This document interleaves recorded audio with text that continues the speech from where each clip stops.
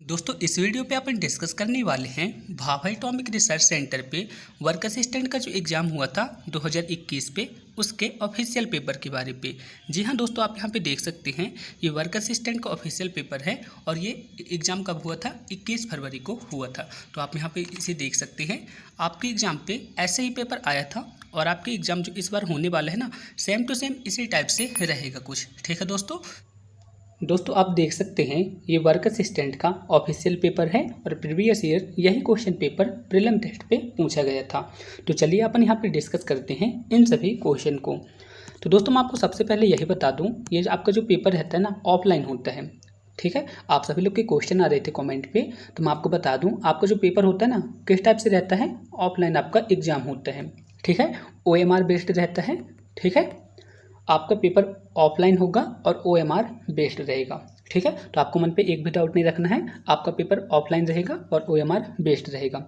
अब दोस्तों बात करते हैं आपका जो एग्ज़ाम होता है ना कौन कौन सी लैंग्वेज पे आता है। तो मैं आपको बता दूं आपका जो पेपर रहेगा प्रीवियस ईयर पे तो इंग्लिश, हिंदी और मराठी लैंग्वेज पे आया था। ठीक है, हालांकि इस बार कुछ चेंज भी हो सकता है, लेकिन आप मान के चलिए इंग्लिश और हिंदी पे तो आएगा ही। ठीक है, तो आप यहाँ पे देख सकते हैं इस क्वेश्चन पेपर को सॉल्व करने के लिए आपको 1 घंटे की टाइमिंग मिलती है और यहाँ पे टोटल 50 क्वेश्चन आते हैं और ये 50 क्वेश्चन 150 मार्क्स के रहते हैं। इतना तो आप सब लोग जानते ही हैं। तो दोस्तों आप यहाँ पे देख सकते हैं ये पूरी तरह से ऑफिशियल है। तो चलिए दोस्तों अपन इन सभी क्वेश्चन को डिस्कस करते हैं। दोस्तों यहाँ पे पहला क्वेश्चन है, इस क्वेश्चन पे क्या बोला था, आपको यहाँ पे एडिशन करना है। यहाँ पे 3 संख्याएं दी गई है ना, इन तीनों संख्या को आप जोड़ देंगे तो इसका आंसर आ जाएगा। तो इस क्वेश्चन को आप तो स्वयं सॉल्व कर लेंगे, इसका करेक्ट आंसर क्या रहेगा 1119।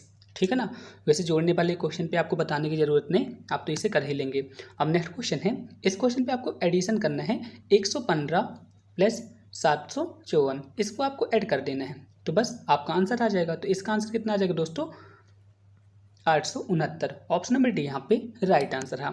अब नेक्स्ट क्वेश्चन है, यदि 640 को 18 से विभाजित करते हैं तो इसका शेषफल क्या आएगा। क्वेश्चन पे सिंपली यही पूछा है, तो चलिए इस क्वेश्चन को भी सॉल्व कर लेते हैं। क्वेश्चन पे क्या बोला है, यदि 640 को 18 से विभाजित करते हैं तो इसका शेषफल क्या आएगा। तो चलिए अपन इसे सॉल्व कर लेते हैं। तो यहाँ पे सबसे पहले अपन क्या लिखते हैं 640, आप अपने अपने तरीके से सॉल्व कर सकते हैं। यहाँ पे क्या है 18 है, तो आपको क्या करना है सिंपली यहाँ पे भाग लगा देना है। तो यहाँ पे कितना आ जाएगा दोस्तों, यहाँ पे आ जाएगा कितने बार भाग जाएगा 18 × 54, तो यहाँ पे 54 आ गए ना। तो यहाँ पे टोटल आ जाएगा दोस्तों, यदि अपन यहाँ से घटा देते 10 आ गया यहाँ पे। ठीक है, और इस शून्य को यहाँ पास लिख लेते हैं तो ये आ गया। अब 18 पंचे क्या होता है दोस्तों, 18 पंचे होता है 90, ये होता है ना। तो शेषफल यहाँ पे कितना आ गया दोस्तों, यहाँ पे शेषफल आ गया 10 और क्वेश्चन पे यही पूछा है। तो कौन सा आंसर यहाँ पे करेक्ट आंसर रहेगा, ऑप्शन नंबर बी यहाँ पे राइट आंसर रहा। अब नेक्स्ट क्वेश्चन है, 148 पे किस संख्या का भाग दें कि यहाँ पे 37 प्राप्त हो। तो बताइए इसका करेक्ट आंसर क्या होगा। तो जैसे यहाँ पे क्या लिखा है 148 डिवाइड बाई, मैं यहाँ पे x लिख देता हूँ, तो आपको बताना है कि यहाँ पे x की वैल्यू क्या आएगी।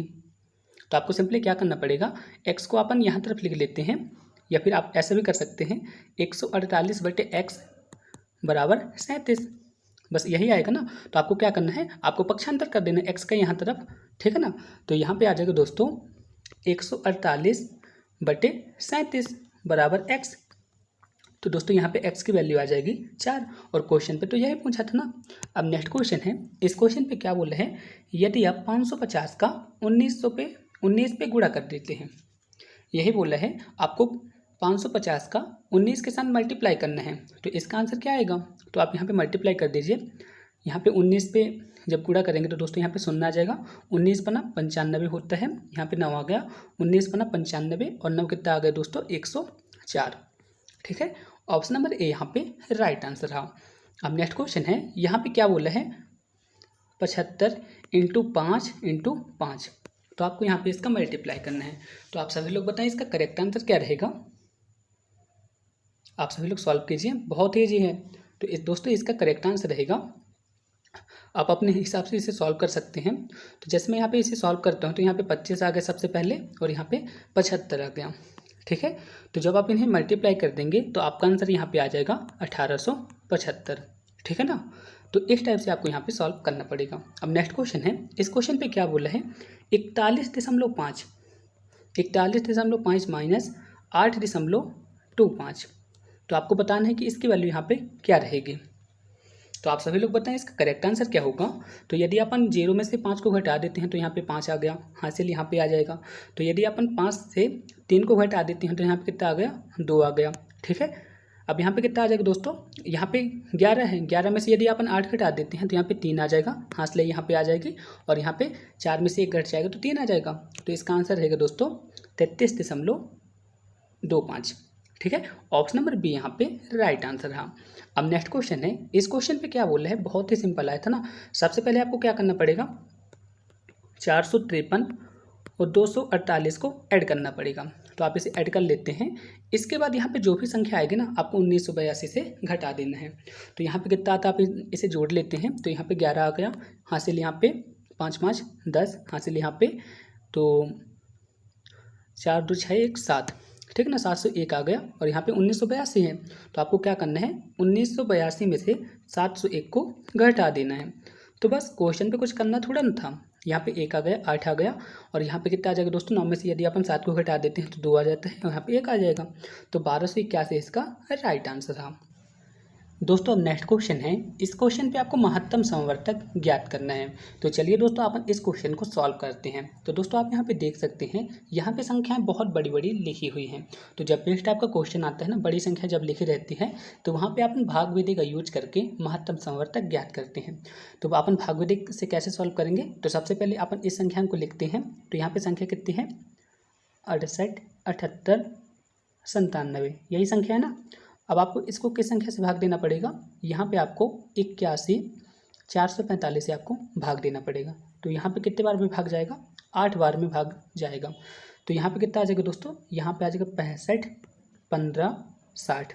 यदि अपन इसे घटा देते हैं तो यहाँ पे कितना आ जाएगा, यहाँ पे आ जाएगा 36 337, यही आया ना। अब आपको क्या करना पड़ेगा, जो ये वाली संख्या लिखी है ना, इस वाली संख्या को यहाँ पे पूरा लिखना पड़ेगा। तो यहाँ पे कितना आ जाएगा, 81 445, ये आ गया। अब आपको यहाँ पे कितने बार में भाग जाएगा, 2 बार में भाग जाएगा। तो यहाँ पे कितना आ जाएगा, 72 679। अब आपको क्या करना पड़ेगा, इसे घटा देना पड़ेगा। तो यहाँ पे कितना आ जाएगा दोस्तों, यहाँ पे आ जाएगा 87 71, जब आप इसे घटा देंगे। अब आपको क्या करना पड़ेगा, ये जो संख्या ना, इस संख्या से इस संख्या को भाग देना पड़ेगा। तो यहाँ पे कितना आ जाएगा, 36 337। ये कितने बार में भाग जाएगा दोस्तों, ये 4 भाग में भाग जाएगा। तो यहाँ पे कितना आ जाएगा, 35 084। ठीक है, इसके बाद मैं आपको आगे सॉल्व करके दिखला रहा हूँ। ठीक है, तो आपको क्या करना पड़ेगा, इस 36 337 से इसको आपको घटाना पड़ेगा। तो दोस्तों यहाँ पे आ जाएगा, ठीक है, यहाँ पे कितना आ जाएगा दोस्तों, यहाँ पे आ जाएगा 1253। ठीक है, उसके आगे यहाँ पे कितना आ जाएगा, 1253 आ जाएगा।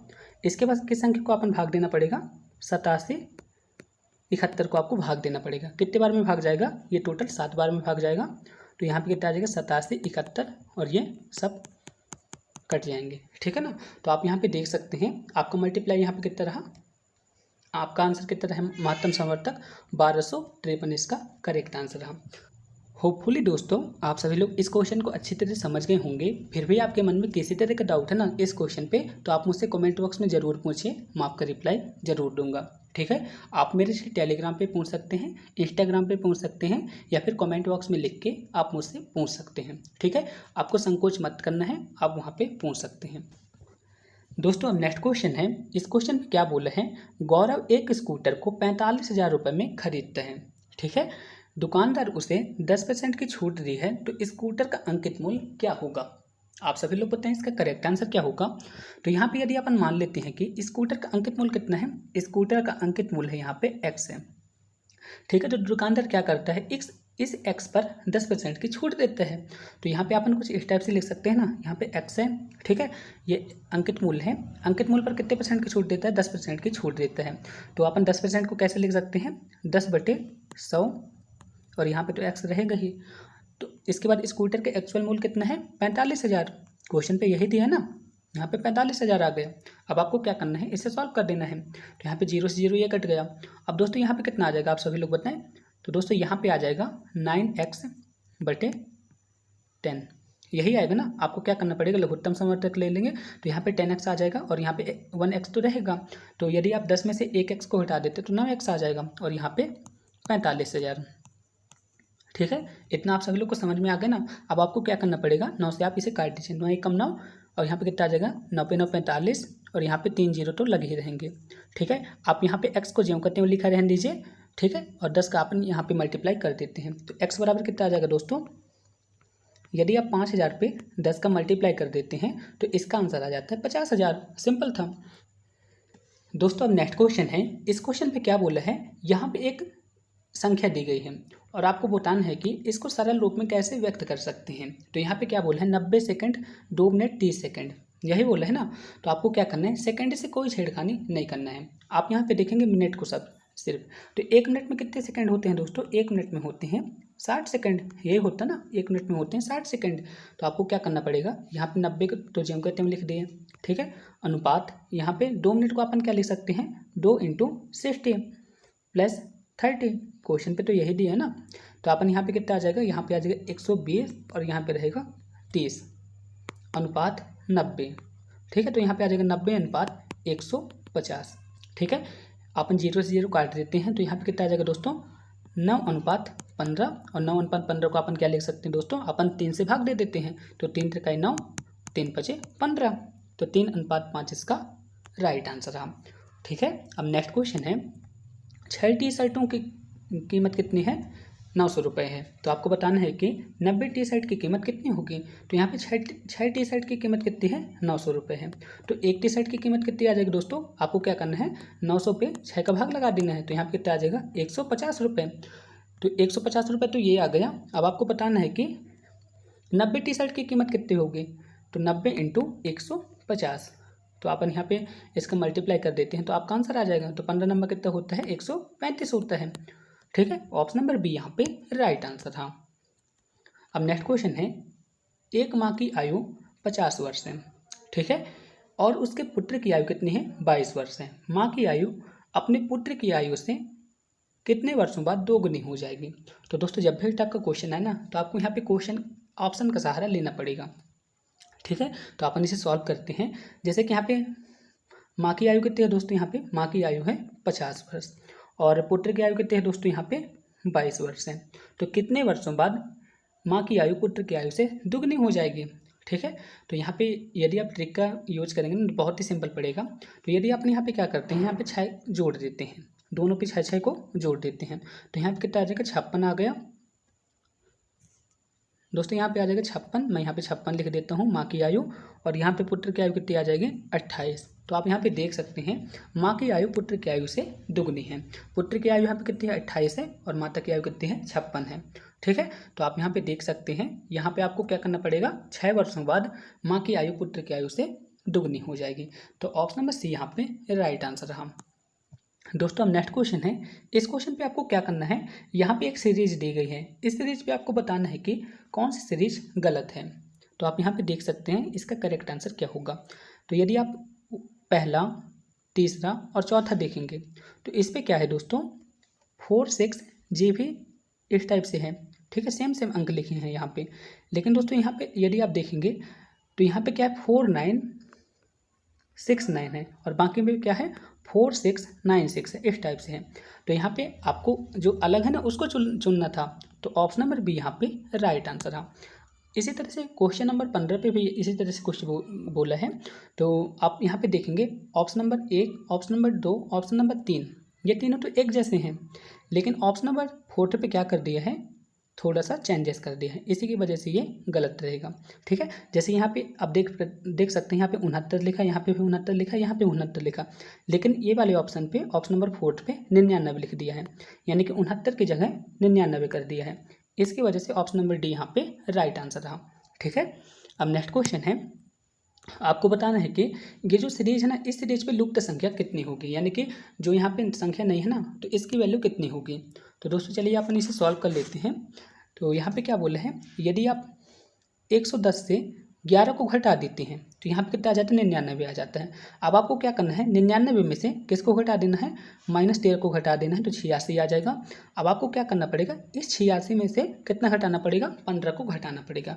तो यदि आप 86 से 15 को घटा देते हैं तो यहाँ पे कितना आ जाता है 71 आ जाता है। अब आपको आगे चेक करना है तो आपको क्या करना पड़ेगा, 71 से आपको -17 को घटा देना पड़ेगा, तो यहाँ पे 54 आ जाएगा। ठीक है ना, सिंपल है। तो आप यहाँ पे इसे देख सकते हैं 71 इसका राइट आंसर रहा। अब नेक्स्ट क्वेश्चन है, आपको यहाँ पे एवरेज याद करना है, बहुत ही सिंपल है। तो सबसे पहले अपन यहाँ पे क्या करेंगे, इन सबको जोड़ देंगे। तो यहाँ पे कितनी संख्या है दोस्तों, टोटल यहाँ पे 6 संख्याएं हैं। तो यदि अपन इन 6 संख्याओं को जोड़ देते हैं तो यहाँ पे कितना आता है दोस्तों, यहाँ पे आ जाता है दोस्तों यहाँ पे 180। और यहाँ पे टोटल कितनी संख्याएं हैं, 6 संख्याएं हैं। तो यदि आप 180 में से 180 में 6 का भाग लगा देंगे तो 30 आ जाएगा। सिंपल, ऑप्शन नंबर ए इसका राइट आंसर रहा। दोस्तों नेक्स्ट क्वेश्चन है, इस क्वेश्चन पे भी आपको एवरेज याद करना है। तो सिंपल है, आपको क्या करना पड़ेगा, इन सभी को आपको जोड़ देना पड़ेगा। तो यदि आप इन्हें जोड़ देते हैं तो यहाँ पे कितना आ जाता है, 156 आ जाता है। और टोटल संख्या कितनी है, 6 है। तो यदि आप 156 पे 6 का भाग लगा देते हैं तो कितना आ जाएगा, 26 आ जाएगा। सिंपल। अब नेक्स्ट क्वेश्चन है, 20 का 15%। तो अपन यहाँ पे लिख देते हैं 20 का 15%, यही हो ना, 20 का 15% और 60 का 6% का कुल योग कितना है, यानी कि 60 का कितना परसेंट दोस्तों, 6%। इसका कुल योग कितना होगा, क्वेश्चन पे यह पूछा है। तो अपन इसे सॉल्व कर देते हैं। तो 20 एकम 20, 20 पंचे 100, 5 एकम 5, 5 तियां 15। तो यहाँ पे कितना आ जाएगा, 3 आ जाएगा। और यहाँ पे कितना आ जाएगा दोस्तों, 360। 360 पे यदि अपन 6 का भाग लगा देते हैं तो कितना आ जाएगा, 3.6 आ जाएगा। ठीक है, यही आएगा ना, 3.6 आ जाएगा। तो यदि अपन इसे जोड़ देते हैं तो यहाँ पे कितना आ जाएगा दोस्तों, यहाँ पे आ जाएगा, यदि आप इस टाइप से आपको बता देता हूँ, यहाँ पे 3.0 है और यहाँ पे कितना 3.6 है। यदि अपन इसे जोड़ देते हैं तो कितना आ जाएगा, 6.6। सिंपल है ना, ऑप्शन नंबर बी यहाँ पे राइट आंसर रहा। अब नेक्स्ट क्वेश्चन है, आपको इस क्वेश्चन को सॉल्व करना है जो कि बहुत ईजी है। तो चलिए अपन इसे सॉल्व कर देते हैं। जैसे यहाँ पे 2 लिखा ना, 2 × 36/3 + 30। तो इस पर कुछ करना ही तो नहीं है, आपको क्या करना है, 12 एकम 12, 12 दूनी 24, 12 तियां 36। ठीक है, तो 12 और 2 का आपस में मल्टीप्लाई कर देंगे तो 24 आ जाएगा। 24 पे यदि अपन 30 को जोड़ देते हैं तो कितना आ जाएगा, 54 आ जाएगा। सिंपल है, ऑप्शन नंबर ए इसका राइट आंसर रहा। दोस्तों अब नेक्स्ट क्वेश्चन है, इस क्वेश्चन पे क्या बोला है, यहाँ पे एक चिन्ह दिया गया है, आपको बताना है कि ये चिन्ह क्या प्रदर्शित करता है। तो आप सभी लोग सोचिए और इसके आंसर को बताइए। तो दोस्तों ये प्रदर्शित करता है नो पार्किंग को। आपने नो पार्किंग पे देखा होगा, तो इसका मतलब क्या होता है दोस्तों, वाहन खड़ा करना मना है। ऑप्शन नंबर सी इसका राइट आंसर रहा। दोस्तों अब सबसे इंपॉर्टेंट क्वेश्चन यहाँ पे आया, किस नदी को दक्षिण की गंगा के नाम से जाना जाता है। तो इसका करेक्ट आंसर क्या होगा, गोदावरी। अब नेक्स्ट क्वेश्चन है, रत्नागिरी निम्नलिखित में से किस फल के उत्पादन के लिए प्रसिद्ध है। तो दोस्तों आप यहाँ पे क्वेश्चन नंबर 23 और क्वेश्चन नंबर 24 इन क्वेश्चन को देख सकते हैं। कुछ इसी टाइप के क्वेश्चन प्रीलिम टेस्ट पे पूछे गए थे, जिसकी वजह से आप में से कई कैंडिडेट प्रीलिम टेस्ट पे प्रीवियस ईयर बाहर हो गए थे। जी हाँ दोस्तों, आपने सही देखा, इन्हीं क्वेश्चन की वजह से प्रीलिम टेस्ट पे उनका सिलेक्शन रुक गया था। तो आप यहाँ पे देख सकते हैं, आपके एग्जाम पे भी कुछ इसी तरह के क्वेश्चन पूछे जाएंगे जो कि महाराष्ट्र जीके से रिलेटेड हैं। और आने वाले टाइम पे मैं आपको महाराष्ट्र जीके से जितने भी क्वेश्चन रहेंगे ना, उन सभी को कंप्लीट करा दूंगा और उनमें में से क्वेश्चन आपके एग्जाम पे पूछे जाएंगे। तो चलिए अपन इसे सॉल्व करते हैं। तो क्वेश्चन पे क्या बोला है, रत्नागिरी निम्नलिखित में से किस फल के उत्पादन के लिए प्रसिद्ध है। तो किस फल के उत्पादन के लिए प्रसिद्ध है दोस्तों, ऑप्शन नंबर बी, आम के लिए प्रसिद्ध है। दोस्तों आप मुझे कमेंट बॉक्स में लिख के बताएंगे, जो भी महाराष्ट्र से बिलोंग करते हैं, तो नासिक किस चीज़ के लिए फेमस है, यानी कि किस फल के लिए फेमस है। इसका आंसर आप मुझे कमेंट बॉक्स में लिख के बताएंगे। अब नेक्स्ट क्वेश्चन है, महाराष्ट्र निम्नलिखित में से महाराष्ट्र के किस जिले में से चंदौली राष्ट्रीय उद्यान स्थित है। तो क्वेश्चन पे क्या बोला है, महाराष्ट्र के किस जिले पे चंदौली राष्ट्रीय उद्यान स्थित है। तो यहाँ पे जो महाराष्ट्र राज्य से बिलोंग करते होंगे तो उनको पता होगा। तो इसका करेक्ट आंसर क्या रहेगा, सांगली। अब नेक्स्ट क्वेश्चन है, केसरी एक मराठी समाचार पत्र है जिसकी स्थापना किसके द्वारा की गई थी, बाल गंगाधर तिलक द्वारा की गई थी। अब नेक्स्ट क्वेश्चन है, निम्नलिखित में से किस दिन महाराष्ट्र दिवस के रूप में जाना जाता है। तो यदि मैं आपसे पूछूं कि महाराष्ट्र दिवस कब मनाया जाता है, तो 1 मई को मनाया जाता है, यानी कि 1 मई 1960 को महाराष्ट्र राज्य की स्थापना की गई थी और उसी दिन से महाराष्ट्र दिवस मनाया जाता है। ठीक है, यदि गुजरात के लिए भी पूछता है तो गुजरात के लिए भी आंसर यही रहेगा। अब नेक्स्ट क्वेश्चन है, चार मीनार कहाँ पे है। तो चार मीनार कहाँ पे है दोस्तों, हैदराबाद पे है। सिंपल। अब नेक्स्ट क्वेश्चन है, पश्चिम बंगाल में हावड़ा पुल किस नदी पर बना है। तो किस नदी पर बना है दोस्तों, हुगली नदी पर बना है। अब नेक्स्ट क्वेश्चन है, महाराष्ट्र में निम्नलिखित में से कौन सा शहर कुश्ती के लिए प्रसिद्ध है। तो बताइए इसका करेक्ट आंसर क्या होगा। तो आपने सही सोचा, कोल्हापुर कुश्ती के लिए बहुत फेमस है। अब नेक्स्ट क्वेश्चन है, कौन सा देश भारत के साथ सबसे लंबी सीमा साझा करता है? तो इसका करेक्ट आंसर क्या रहेगा दोस्तों? बांग्लादेश। बांग्लादेश भारत के साथ सबसे लंबी सीमा साझा करता है। इसके बाद किसका नंबर आता है? पाकिस्तान, इसके बाद चीन और इसके बाद अफगानिस्तान का नंबर आता है। नेक्स्ट क्वेश्चन है, पृथ्वी अपने अक्ष पर घूमती है। तो पृथ्वी अपने अक्ष से पश्चिम से पूर्व की ओर घूमती है। नेक्स्ट क्वेश्चन है, निम्नलिखित में से कौन सी एक मानक राशि नहीं है, यानी कि मानक इकाई नहीं है? तो इसका आंसर क्या होगा? दोस्तों यहाँ पे मानक इकाई की बात हुई है, तो आपने देखा होगा जो अपने मूल मात्रक होते हैं ना, मूल मात्रक दो प्रकार के होते हैं, एक मूल मात्रक होते हैं, एक व्युत्पन्न मात्रक होते हैं। व्युत्पन्न मात्रक ऐसे हुए जो एक दूसरे से मल्टीप्लाई करने पर प्राप्त होते हैं, ठीक है। तो यहाँ पे आपको मानक इकाई बतानी है, तो आप देखेंगे मीटर हो गया, सेकंड हो गया। मीटर किसकी इकाई है दोस्तों? लंबाई की। सेकंड किसकी है? समय की। और किलोग्राम किसका है दोस्तों? द्रव्यमान का। लेकिन जो लीटर है ना, ये मानक इकाई नहीं है। तो ऑप्शन नंबर बी यहाँ पे राइट आंसर था। नेक्स्ट क्वेश्चन है, बर्फीले ठंडे पानी से भरी हुई गिलास की बाहरी सतह पर देखी जाती हैं, पानी की बूंदों के कारण होती हैं। तो क्वेश्चन पे यही बोला है, यदि आप ठंडे पानी को एक गिलास पे भर के रखते हैं, ठीक है ना, तो जो बूंदी रहती है ना, गिलास के बाहर पे भी आ जाती हैं। तो ये किसके कारण होता है? तो किसके कारण होता है दोस्तों? संघनन के कारण होता है। ऑप्शन नंबर सी यहाँ पे राइट आंसर था। दोस्तों नेक्स्ट क्वेश्चन है, इस क्वेश्चन पे क्या पूछा गया था? नमक में आयोडीन की कमी से क्या होता है? तो नमक में आयोडीन की कमी से घेंघा रोग होता है। तो ऑप्शन नंबर सी यहाँ पे राइट आंसर था। नेक्स्ट क्वेश्चन है, वृद्ध महिलाओं में ओस्टियोपोरोसिस मुख्य रूप से पाया जाता है, ये किसकी कमी के कारण होता है? तो जो ओस्टियोपोरोसिस होता है ना, कैल्शियम की कमी के कारण होता है। नेक्स्ट क्वेश्चन है, निम्नलिखित में से कौन सा विटामिन जल में विलय होती है? तो जल में विलय विटामिन कौन कौन से है दोस्तों? विटामिन सी और विटामिन बी जल में विलय होती हैं, लेकिन विटामिन ए, विटामिन डी और विटामिन के ये वसा में विलय होती हैं। तो आपको याद रखना पड़ेगा, विटामिन सी और विटामिन बी ये जल में विलय होती हैं। तो ऑप्शन नंबर सी यहाँ पे राइट आंसर रहा। नेक्स्ट क्वेश्चन है, संपूर्ण आहार रोटी और अनाज में समृद्ध है। तो रोटी और अनाज में क्या होता है? कार्बोहाइड्रेट, रेशे और विटामिन बी होता है। क्वेश्चन पे यही पूछा गया था। नेक्स्ट क्वेश्चन है, विटामिन सी का रासायनिक नाम क्या होता है? तो आपने बहुत बार पढ़ा होगा, विटामिन सी का रासायनिक नाम होता है एस्कॉर्बिक अम्ल। दोस्तों आप मुझे कमेंट बॉक्स में लिख के बताएंगे कि विटामिन ए का रासायनिक नाम क्या होता है। इसका आंसर मुझे कमेंट बॉक्स में लिख के बताइएगा आप। दोस्तों नेक्स्ट क्वेश्चन है, इस क्वेश्चन पे क्या बोला है? बल व आघूर्ण को न्यूटन के किस नियम से परिभाषित किया जा सकता है?